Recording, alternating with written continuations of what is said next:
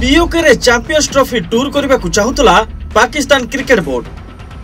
जय शाह अभियोग पर ICC action.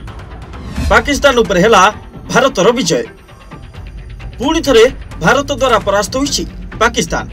2024 champions trophy सहित जड़ित मामला रे हारिछि पाक। वास्तव में पाकिस्तान क्रिकेट बोर्ड पाकिस्तान अधिकृत काश्मीर बा पीओके रे चैंपियंस ट्रॉफी आयोजन करने को चाहूला, किंतु जय शाह अभियोग पर अंतर्जातीय क्रिकेट परिषद बा आईसीसी यह बारण करछि।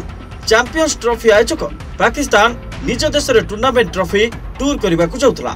पाकिस्तान अनेक स्थान नाम घोषणा करथिला, जोंथिरे पीओके मध्य अंतर्भुक्त थिला। बीसीसीआई यहाकु नै एक दृढ़ आपत्ति करछि। रिपोर्ट अनुसार जय शाह आईसीसी रे अभियोग करथिले, एहा पर आईसीसी यहाकु बारण करथिला।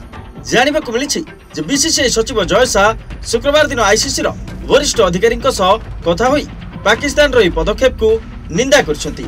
ए घटनाक्रम सूचना रखुवा बीसीसीआई रो जने वरिष्ठ अधिकारी गोपनीयता शर्त रे न्यूज एजेंसी पीटीआई को कहते जे बीसीसीआई सचिव आईसीसी को फोन करथिले एवं पाकिस्तान अधिकृत काश्मीर अधीन रे आसुथबा अनेक शहर रे ट्रॉफी यात्रा पई पीसीबी रो निष्पत्ति को नै कड़ा आलोचना करथिले।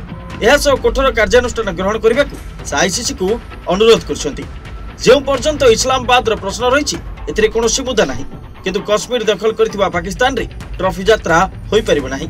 सूचना प्रकार ट्रॉफी यात्रा हेउछि आईसीसी रो प्रचार अभियान रे अंश, जोंथिरे अंतर्जातीय संस्था एवं आयोजक देश मध्य चर्चा अनुसार अनेक शहर भ्रमण अंतर्भुक्त।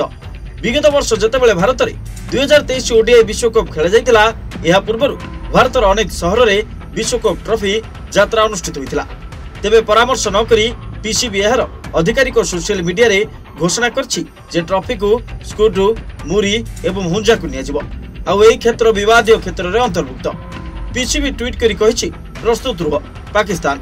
आईसीसी चैंपियंस ट्रॉफी 2025 ट्रॉफी यात्रा नवेम्बर 16 रे इस्लामाबाद रे आरंभ हेबो, जहा कि स्कुड्रु, मुरी, हुंजा एवं मुजाफरबाद परी दर्शनीय पर्यटन स्थल परिदर्शन करिबो।